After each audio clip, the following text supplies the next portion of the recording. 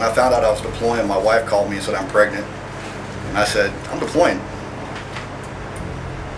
We were told it was going to be a tough fight, and if you feel threatened, if you feel like you're in danger, return fire. Fun place to be. We were told that post was clear. Yeah, it wasn't. That was a 3-day firefight to recover that.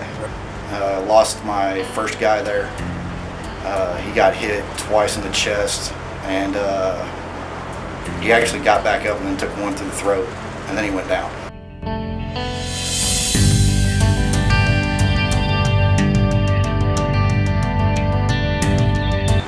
They said that we killed 42. We had 42 confirmed kills. That was the first time I got shot. I got hit in the center mass in the chest, but I was wearing my sapper plates. Lesson learned. Wait, we had one guy to say, you know what, screw it. And he just started strolling, walking out, just waiting for somebody to pop out. He's like, you guys better have my back on this. Don't y'all miss. Really? And when guys popped out, we put them down. And I was the squad sergeant, so I was on the radio on the CVC helmet with the Bradley crew, making sure we had our points down and making sure we had the other teams in position before I dropped. My name's Ethan Haka. I was born in Tarrant County, Fort Worth, 1977. Joined the Army the first time in 95, left in 97. Went back in 2000. Reported to Fort Hood, and they told me to report to Fort Stewart, and Fort Stewart said, pack your bags. That's pretty much how I found out. Right. There is a funny story though. When I found out I was deploying, my wife called me and said I'm pregnant. And I said, I'm deploying. See you later. Oh, wow. So, and I was wheels up about a week later. So that was kind of interesting. She didn't take that real well. We actually flew over commercially. Flew over in 747s. Oh, wow. Yeah. We had stewardesses, everything. It was really cool. It was awesome.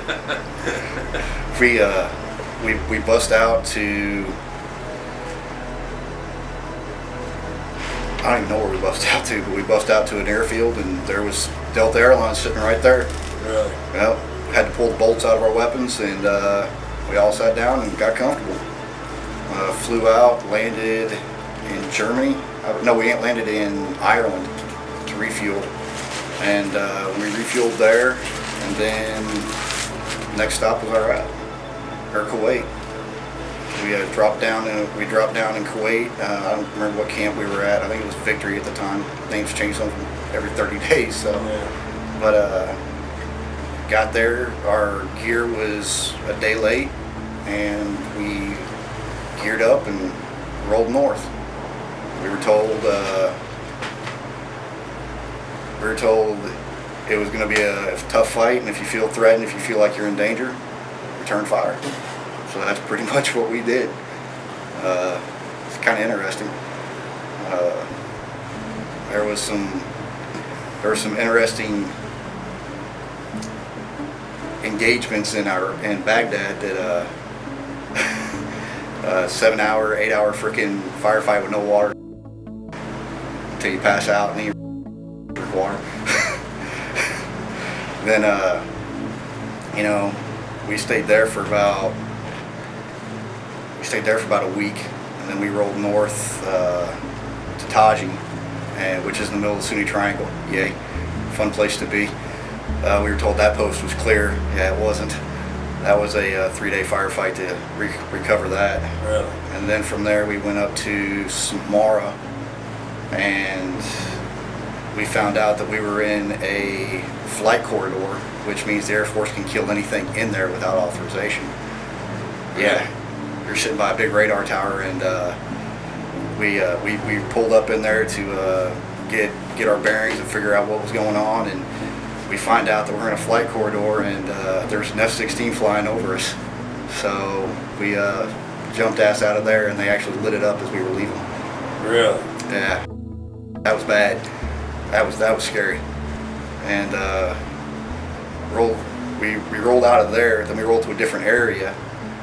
We called Akbar's backfield. I'm not sure where it was at. It was actually Akbar's backfield. Set up perimeter there and chilled out there for about a week. No real action there. That was kind of cool. Scariest thing that happened there was a freaking cobra liked to play around. Yeah, he was a bastard. Really? Yeah, he liked to. Wasn't fun. But finally got hit with a shotgun. So after that, we had no engagements. Who got hit with a shotgun? You did? No, the cobra. Oh, the cobra. Yeah, Oh, blew his okay. ass away. Then after that, I went and reported back down to Kuwait to 4th ID to train up the artillery guys.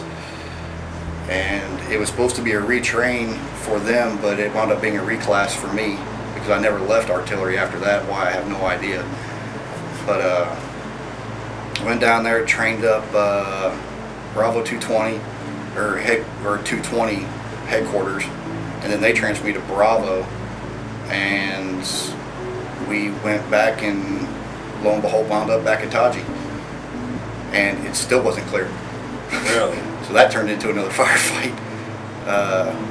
It was kind of interesting because rolling up and then rolling back down was a really different scenario, and then rolling back north the second time was just completely different landscape.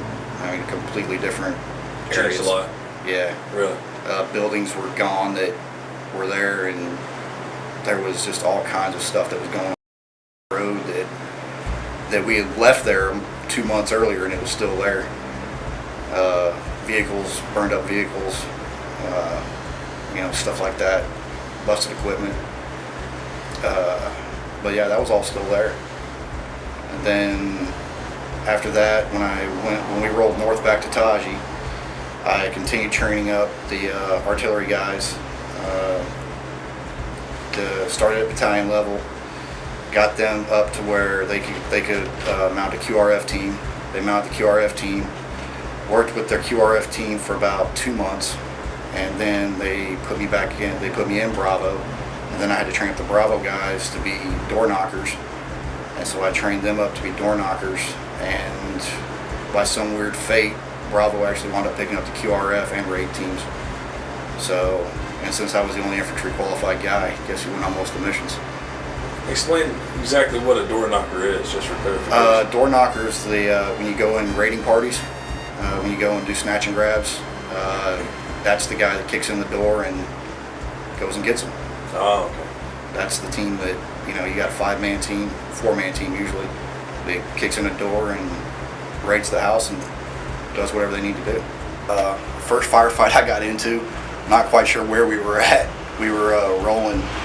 We had a lot of skirmishes, but we just kept rolling north. I mean, we never really stopped. I mean, we didn't stop. We didn't shut down until we actually got to Baghdad, really. I mean, we just basically fought our way up there and then hunkered in down there. But the first actual firefight, we did have to stop for about 7 or 12 hours. We shut down because we hit, they said it was a Fedayeen compound, but which is supposed to be the Iraqi Special Forces guys, the tough guys or whatever. Mm-hmm. And they were entrenched pretty good, and it was just a town. I mean, it wasn't like Baghdad or anything. I mean, there weren't any like tall buildings or anything like that. Most of it was just houses is what it looked like.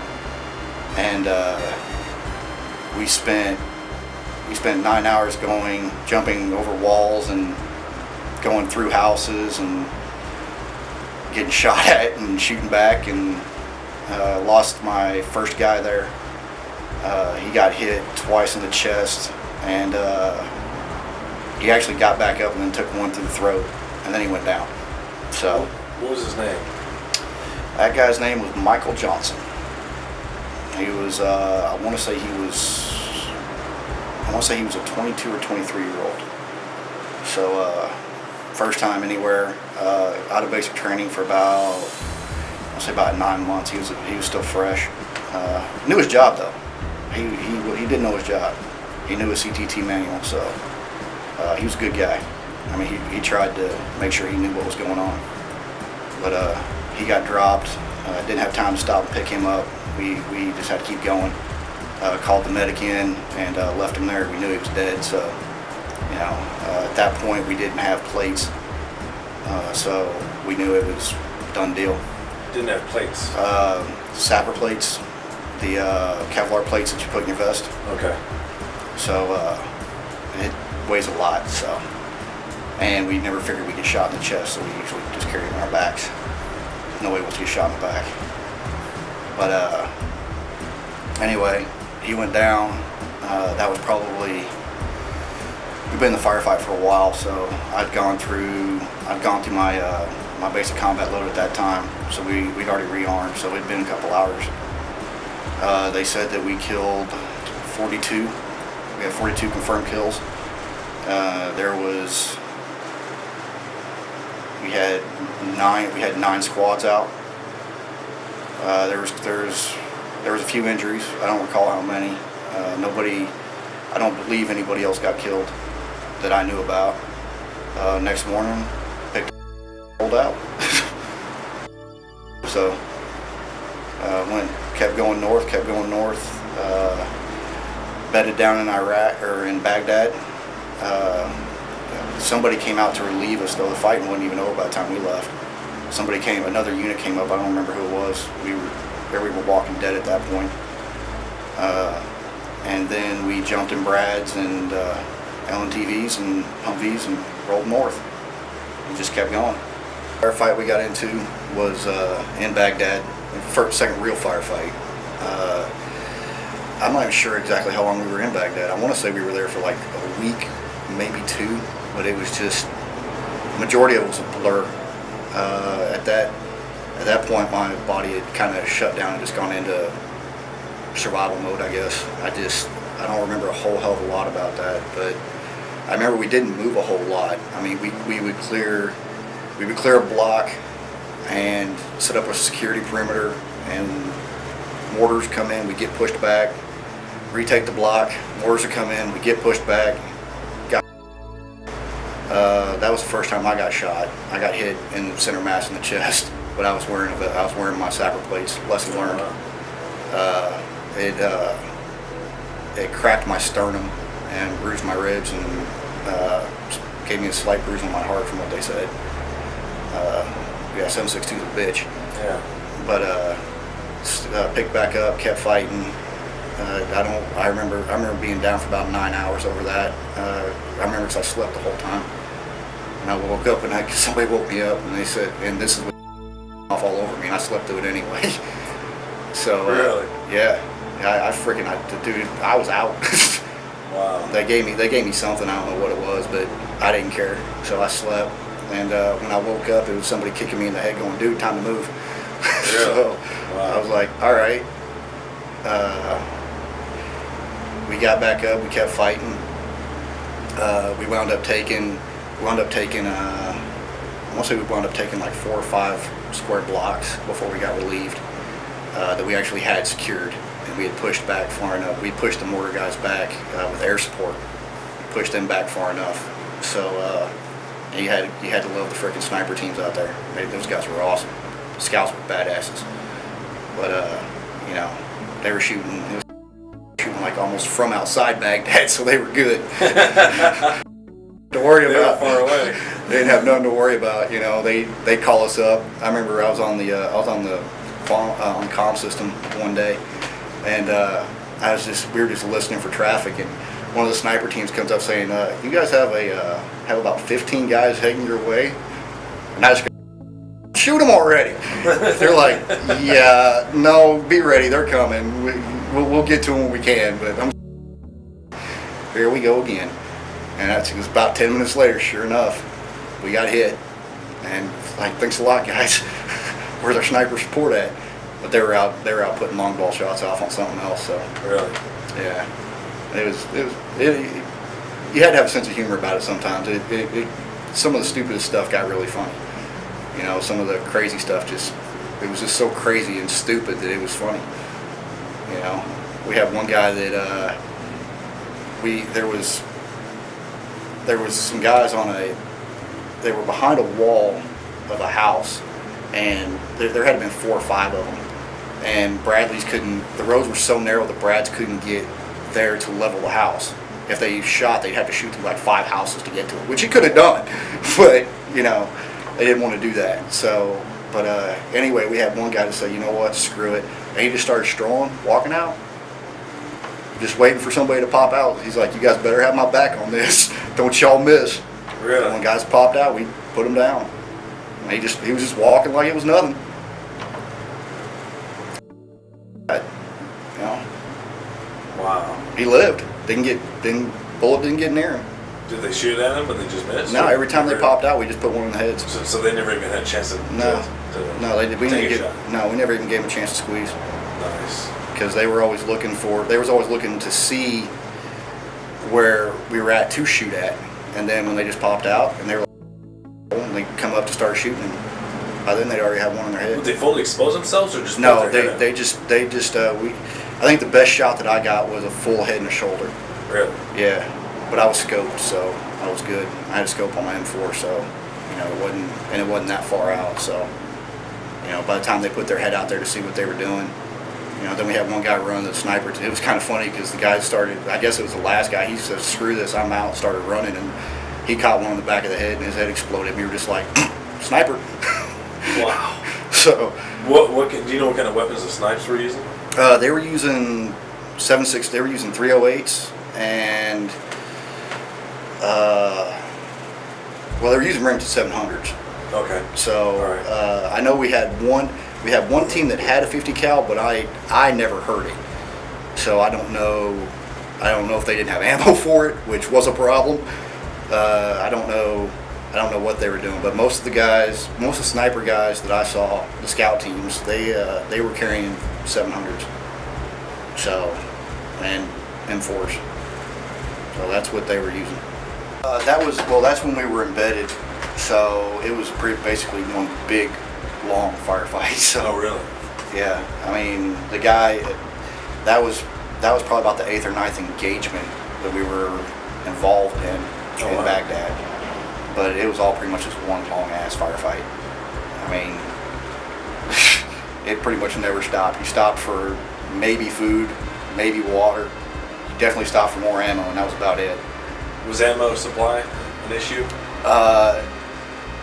Not initially, no, but we did get depleted pretty quick.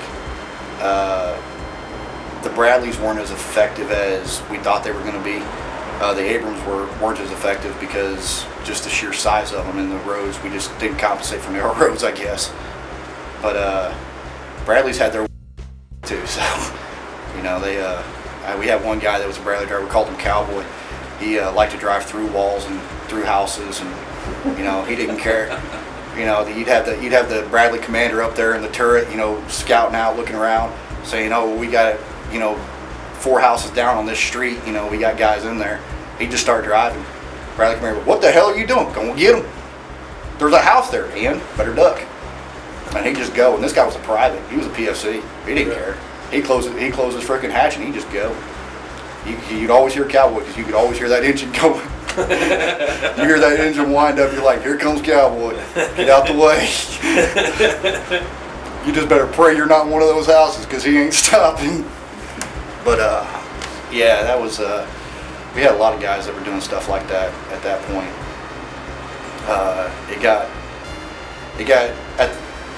When you knew who your enemy was, it was okay. But at some point in the game, it changed. We just couldn't tell. Really?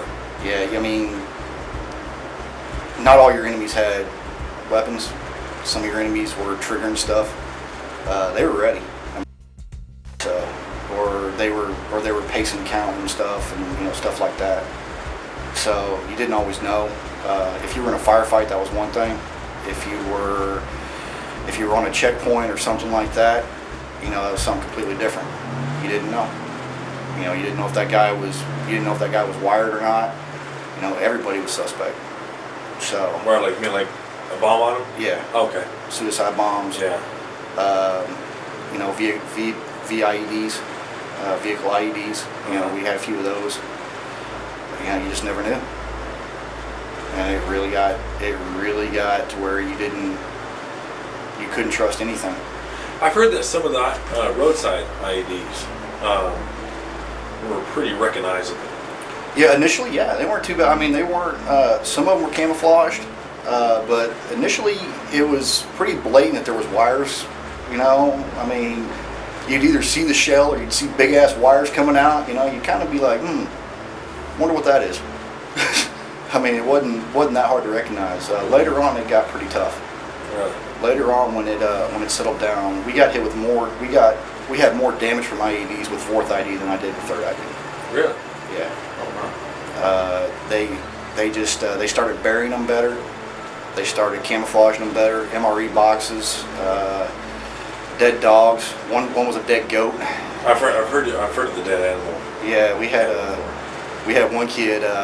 He'd been through like 4 or 5 IEDs, and he was fine. He was an LMTV driver, but the last one really screwed him up because it was in a goat and it blew, and the goat's skull went through the windshield and stuck in the windshield right in front of him.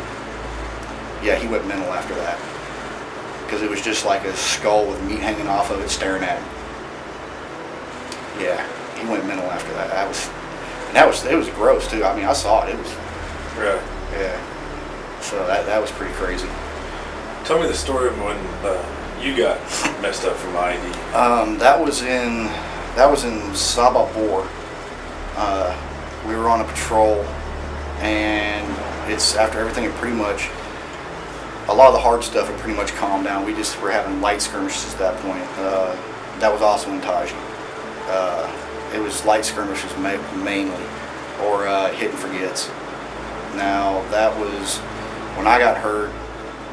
We did not recon the area well enough, and I was the squad sergeant, so I was on the radio on the CVC helmet with the Bradley crew, making sure we had our points down and making sure we had the other teams in position before I dropped.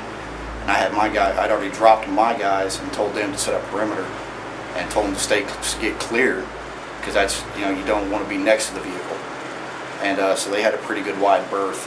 And as I got all my intel and my grid and all that, I took off the CVC helmet and I was putting on my Kevlar, and as soon as my left foot hit that ramp, somebody blew it.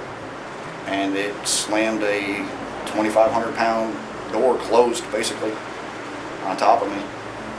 And I got really lucky because it didn't blow me up, it just pushed me back. So if it had blown me up, it had killed me. But it pushed me back, and I hit the turret, dented the turret, broke my neck, broke my back, blew out my knee, broke both my ankles, my left foot, blew both my eardrums, and blew a blood vessel in my forehead. So, but the ramp came back down. So, it didn't lock. Came back down. So I did walk out. Don't remember much of what happened. After, what, 4 or 5 breaks? Yeah. You walked out of there. Yeah. They said I did. I don't know. I was. So you don't remember? No, I was Out out of it. Yeah. Wow. They said I was semi-conscious, which Really? I'm not quite sure what that means, but either you're awake or you're not. But Sleepwalking. yeah, basically. But that's what they said, and I wound up losing my. They said I wound up losing my mind a little bit. I kept giving my team the hold sign, and I was walking around, and went to the house. They said I backtraced the wire, and went to the house where the guy blew it from, and I went in there by myself. How long was the recovery from all the wounds? Well, they actually didn't find out that I broke my neck and my back until about 9 months later, when my vertebrae actually pinched on my sciatic and my leg quit working. Really? Yeah. I kept going to the medics and saying my back hurts, and they kept saying, "Dude, you got blown up. What do you want?" And I was like, you know what? That's a good point. You're going to be hurting. And but that actually got discovered later. But with the ankle, knee, and my hand was the first to come back, and that took about 9 months. Really? Yeah, my knee never really did come back. My ankle, the only thing I needed to do with my ankle and my foot, with my left foot, was do some rehab on it. So, I mean, that was just a cast, and it bouncing on a freaking pogo ball thing. So, you know, it really didn't take a whole long time. My head's what took the longest. I still have a weak spot in that blood vessel that tends to leak every once in a while. Really? Yeah. Does it cause pain or? Can No, you not feel it? really. It's just more irritating. It feels more like a runny nose, and then it just starts. Really? Yeah. Oh, do you actually start bleeding out of your nose? Oh wow. Yeah. Apparently, there's a blood vessel that runs right across your forehead Uh-huh. that branches down to your nose or something, and that's the one that's. So that's why they were trying to go up through the nose. Yo, that's why they did not feel good. That woke me up. Really? I mean, that's when that's the first conscious thought that I had. When I was aware. I was like, whoa. It's like, all right, guys. And then I remember I woke up and I was looking at these bright lights and everything, and all these people are grabbing me. I didn't know what the hell was going on. And then I just felt this searing freaking pain in my head. And then I feel this tug, and I'm just like, ow. And then all the pain in my body came, and then I was aware of what was going on. And even if I wasn't aware, I don't think I was in condition to even try to fight back. So, Really? oh, I was hurting. My whole body was racked. So, yeah. Tell me about the flight corridor with the F-16. Oh, the flight corridor. I think that son of a bitch did it just. I do. I do. Because we pulled in there, and what it was a big satellite tower. I guess it was a comm tower or something, and that was our rally point to, figure out the next moves and get everything planned out. And we were only a battalion-sized element, and he'd been flying around for a while, and we had the flags on our vehicle because you had to put markers on your vehicle, so the air crew knew who you were. And every one of us had our damn flags, so. He was up there flying a patrol or whatever the hell it is they do, and we finally get a call back from division saying, you guys have to move now. And we're like, why? I'm like, you're in a flight corridor. You've never seen so many vehicles get out of there so damn fast. I mean, Really? it took us less than 30 minutes to get everybody out, battalion size over. Wow. So, and as we were leaving, he was launching the satellite tower. Or onto that big, it was a big concrete, it looked like a satellite tower with a bunker on it, or under it. That's what it looked like. But once we were cleared. So, did he wait for you to get cleared? Yeah. And do it? Yeah, Okay. but he waited, he pushed the edge though, because there was moving. It was hitting, and we were just like, wow. Don't know what he shot. I mean, he obviously shot a missile or something, but Dropped the bomb or whatever. whatever the hell he did, the ground was shaking and we kept rolling. But yeah, it was. Did you see any, that one guy that took the round and 2 rounds in the chest, 1 in the throat, besides him, did you see any other? Yeah, lost Polly. That was a tough one for me. That was actually the only one that really screwed with me a little bit. Polly was the one guy you would not expect to be killed. He was just the nicest guy. Never did anything. Never hurt anybody. God fearing. 21 years old. Never had a drink. Just great dude. And he got blown up the day I came back from mid-tour. He got hit with a 500-pound IED. It was so big it left a 12-foot by 20-foot crater in the ground. It was so hot that it was melting the steel on the Bradley. It was dripping. My head up a little bit. And we never found his lower. We just found his torso, and it was charred. Picked up his Kevlar and it crumbled. So that was probably about the worst one. I mean, I saw some guys get shot. Most of them lived. I think we only lost total in my company. We only lost a total of 7 guys. So, and I wasn't there for all of them. I was there for a couple of them. One guy got shot in the back of the head, which was really weird because the bullet came off the top, the front of his head. Yeah, I don't know how that happened, but he was shot in the lower base of the back of the head, and it came out the top through his Kevlar. Really? Yeah, that was a trip. We did one really cool thing. We got hit in the desert, open desert. What kind of freaking idiot does that? But about 7 guys tried to jump us in the desert, and we had a guy get shot in the arm. He got hit with about 3 rounds in the arm, shattered his arm. I mean, just blew his arm. I mean, totally screwed him up. But I mean, all they did was just spin the turret of the Bradley with the coax and mow everybody down. We didn't even have to shoot. You know, it was just, Really? you know. Was it the turret gunner that got hit in the arm? No, it was one of the ground guys. It was one of my guys. Oh, really? And what was really cool about that is we were calling for an air evac, and a general, I don't remember the damn guy's name, it was a 1-star general, was flying overhead in a Black Hawk and dropped his chopper and said, "Take my chopper." And they medevaced him out on a general's chopper.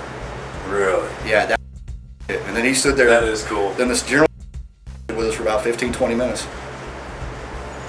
And he was just like, "So what's going on, guys?" We're like, "Just got lit up, sir." He was like, "Well, did y'all get them?" I was like, "Well, no, but they did." And they were like, "Well, did you go check the bodies yet?" No, sir. So, "Well, let's go check the bodies." "Yes, sir." So we all walked down there, checked the bodies. You know, General was like, "Yep, they're dead." When you check the bodies, are you just checking to make confirmation of death or well, identification or what? At the beginning, it was a intel gathering. You know, we were trying to make sure anybody that we did put down didn't have intel. As it drew on, it was more just we knew they weren't military. They were just rebels, basically.